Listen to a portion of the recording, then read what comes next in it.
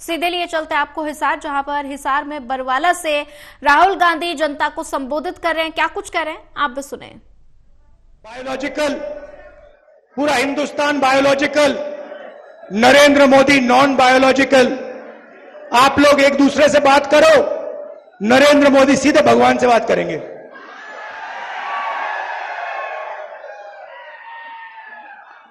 और फिर भगवान ने चुनाव में उनको सबक सिखा दिया।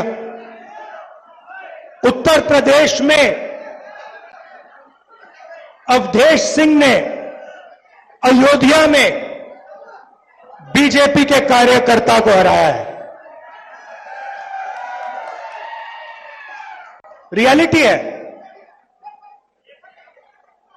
कुछ दिन पहले मैं अमेरिका गया, वहां बड़ा शहर है डैलस। जानते हो डैलस? नाम सुना है आपने? सुना है? डैलस सुना है? क्यों सुना है?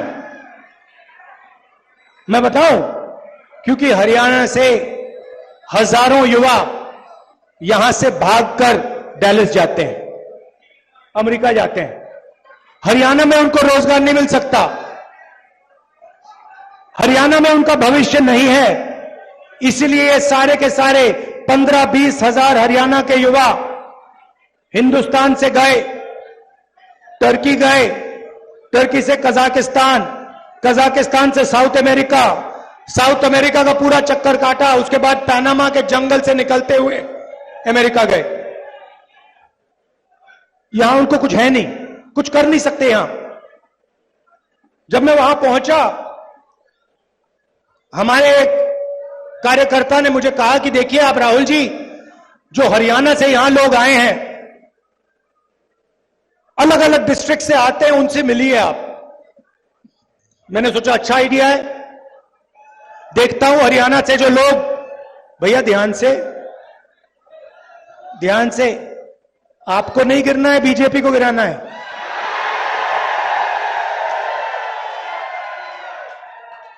जोश बहुत है अंदर, आज फुल है, इंजन पूरा स्टार्ट है। तो मैंने कहा चलो जाके मिलते हैं। गया, 15-20 लोग छोटे से घर में रहते हैं, एक कमरे में एक साथ खाना पकाते हैं, एक साथ सोते, कोई जगह नहीं। यहां से दौड़कर गए, भाग कर गए। उन्होंने मुझे बताया कि राहुल जी, समुद्र में हम गए छोटी सी बोट में, पता नहीं था क्या होगा, डूब जाएंगे, मर जाएंगे। हमारे मित्र मरे। बोट के बाद हम साउथ अमेरिका पहुंचे। साउथ अमेरिका के बाद माफियाज ने हमें पकड़ना शुरू किया। रोड पे रोकते थे, पिस्तौल निकालते थे, कहते थे पैसा दो। हमारा सारा पैसा लूट लिया। जंगल से हम निकले, पनामा के जंगल से हम निकले। हमने अपने दोस्तों को मरते हुए देखा अपनी आंखों से, उनकी लाशें देखी हैं। उन्होंने वीडियो भी दिखाई मुझे कि ये देखिए, हम नाव से ऐसे गए, हम जंगलों में ऐसे गए। मैंने उनसे पूछा, भाई एक बात बताओ, यहां से आप अमेरिका गए, कितने पैसे लगे? कहते हैं 35 और 50 लाख के बीच में लगते हैं।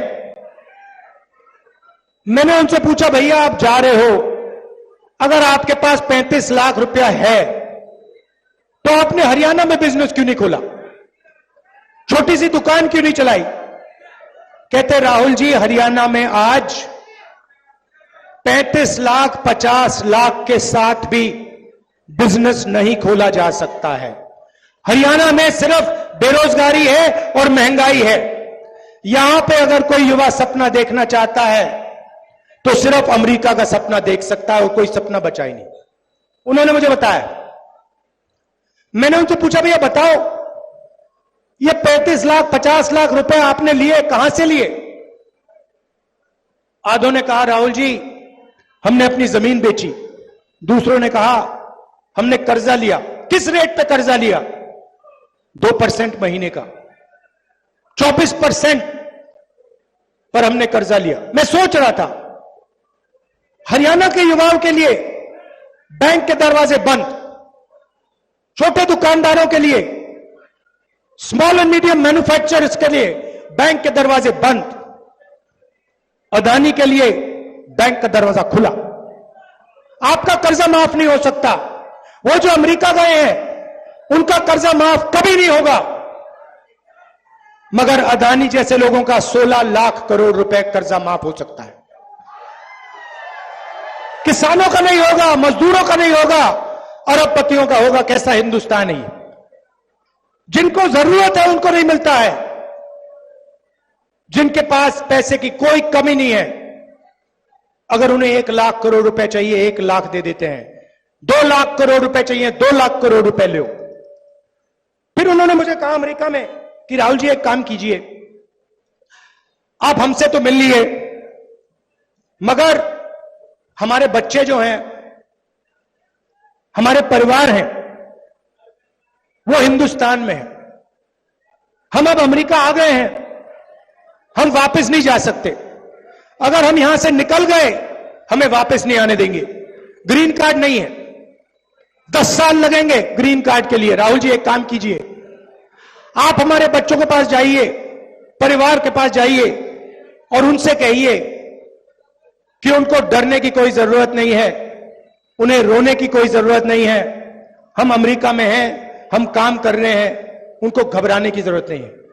तो मैंने सोचा बिल्कुल सही बात है। और जैसे ही मैं अमेरिका से वापस आया, मैं करनाल गया, वहां पे उन्हीं परिवारों के बच्चों, माताओं से, फैमिली से मैं मिला। तो आप सोचिए, एक तरफ अमेरिका में 10-15 लोग युवा, हरियाणा के युवा बैठे,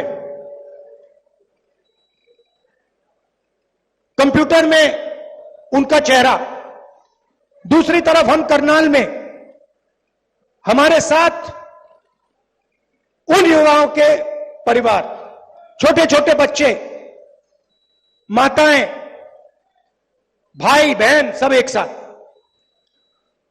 और फिर मैंने इनसे बात शुरू की, बातचीत चल रही थी। एक मां ने मुझे कहा, राहुल जी मेरे बेटे का एक्सीडेंट हो गया, मुझे नहीं मालूम कि मैं उसे अब कभी देखूंगी। बच्चे से मैं मिला था, एक्सीडेंट हुआ, किसी ने गाड़ी मार दी, पूरी पेट की सर्जरी हुई, चल नहीं पाता है, अकेला ट्रेलर में सोता है। उसकी मैंने फोटो देखी ट्रेलर की, कुछ नहीं है उसके पास, और उसको आकर लोग पीटते हैं। रात को आकर उसकी पिटाई होती है। उसकी मां मुझे कहती है, मैं नहीं जानती कि मैं कभी उसको देख पाऊंगी। बात चल रही है और एक बच्चा छोटा सा, नाम देव, दौड़ता हुआ जाता है और कंप्यूटर को पकड़ता है, चिल्लाने लगता है, पापा पापा पापा वापस आओ, पापा वापस आओ। रो रहा है चिल्ला चिल्ला कर। मैंने ऐसी आवाज मैंने सुनी नहीं आज तक, जो मैंने करनाल में हरियाणा के बच्चे की सुनी। पापा वापस आओ। पापा देख रहा है बच्चे को, मुस्कुराने की कोशिश कर रहा है, कह रहा है कि घबराओ मत बेटा, घबराओ मत। उसके आंखों में भी आंसू हैं, वो छुपे हुए दिख नहीं रहे। बेटा चिल्ला रहा है। यह है आपका हरियाणा।